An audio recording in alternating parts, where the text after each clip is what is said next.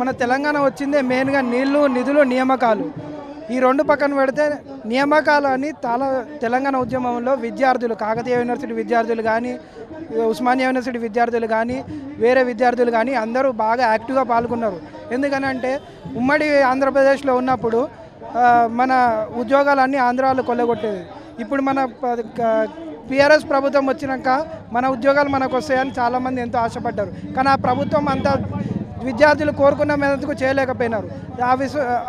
విద్యార్థులకి అసంతృప్తి చాలా పోనుకున్నది బీఆర్ఎస్ ప్రభుత్వం మీద.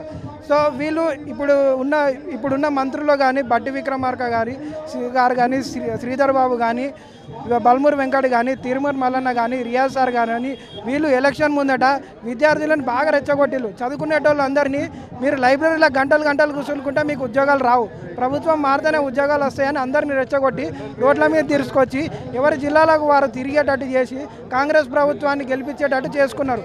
ఈరోజు కాంగ్రెస్ ప్రభుత్వం వచ్చినది, అధికారం వాళ్ళ చేతులు ఉన్నది. ఈరోజు బట్టి విక్రమార్క గారు డిప్యూటీ సీఎంగా ఉన్నారు, శ్రీధర్ బాబు గారు మున్సిపల్ మంత్రిగా, ఐటీ మంత్రిగా ఉన్నారు, బల్మూరు వెంకట్ గారు ఎమ్మెల్సీగా ఉన్నారు, తీర్మాన్ మల్లన్న గారు ఎమ్మెల్సీగా ఉన్నారు.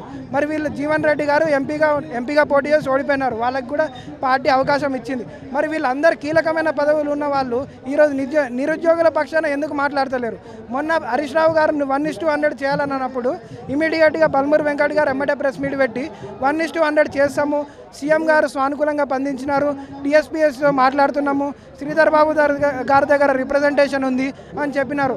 అదే రాత్రిలోపు మళ్ళీ ఎమ్మటే జీవన్ రెడ్డి గారు ప్రెస్ మీట్ పెట్టి 1:100 అలా పాసిబుల్ కాదు, ఒకవేళ 1:100 చేస్తే కోర్టులో కేసు పడుతుంది, నోటిఫికేషన్ రద్దయ్యే అవకాశం ఉంటుంది. అట్లా ఎందుకవుతుంది? గతంలో 2011లో 1:100 చేసిన ఘనత వైఎస్ఆర్ గారి క్యాబినెట్ గవర్నమెంట్లో ఉన్నది.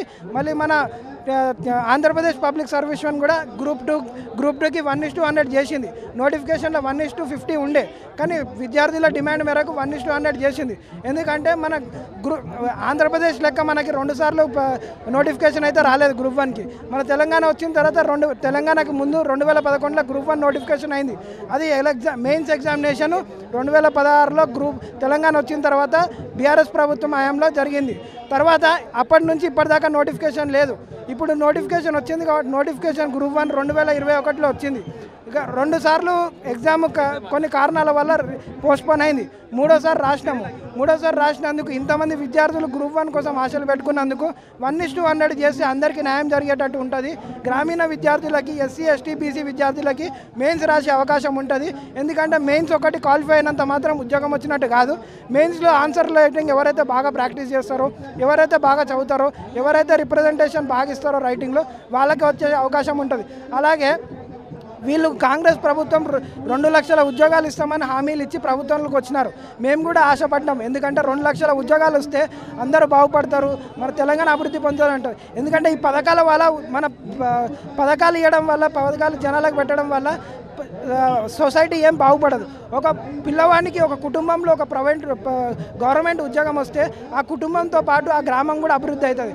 సో అందుకే మేము డిమాండ్ చేసేది ఏంటంటే గ్రూప్ 2 ఉద్యోగాల్లో మనకు ఖాళీలు ఉన్నాయన్ని 2000 ఉద్యోగాలు ఇవ్వాలి, గ్రూప్ 3 ఉద్యోగాల్లో ఖాళీ ఉన్నాయన్ని 3000 ఉద్యోగాలు ఇవ్వాలి. అలాగే ఏ ఇయర్ ఆ ఇయర్కు వేకెంట్ ఉన్న దాన్ని జాబ్ క్యాలెండర్లు ఇచ్చి తక్షణమే పోస్టులన్నీ నింపి ప్రతి నిరుద్యోగులకి అవకాశం ఇచ్చి టాలెంట్ ఉన్నవానికి ఉద్యోగం వచ్చేటట్టు ఈ ప్రభుత్వం చూసుకోవాలి. మళ్ళీ ఎందుకంటే అసెంబ్లీ సాక్షిగా బట్టి విక్రమార్క గారు, శ్రీధర్ బాబు గారు 1:100 చేయాలని కంపల్సరీ నిష్ఠగా కేసీఆర్ గారి మీద ఉద్యమే చేసినారు, గట్టిగా మాట్లాడినారు. ఈరోజు వాళ్ళు పదవిలో ఉన్నారు, వాళ్ళు తలుచుకుంటే చేయని పని కాదు. మళ్ళీ చెప్తున్నారు 1:100 చేస్తే కోర్టు కేసులు అయితే అంటారు. ఎందుకైతే అండి, టీజీపీఎస్సీ కాన్స్టిట్యూషనల్ బాడీ, దాని డెసిషన్ ఫైనల్, దాన్ని కోర్టులో కేసులు వేయలేం. అల్టిమేట్గా ఏమన్నా ఎర్రర్ కానీ మాల్ ప్రాక్టీసెస్ చేస్తే కానీ దాని మీద కేసులు ఇన్నారు. అది డెసిషన్ ఆఫ్ టీజీపీఎస్సీ. 1:100 చేయడం వల్ల ఎవరికి నష్టం లేదు, అందరికీ అవకాశం ఉంటుందని మేము కోరుతున్నాము.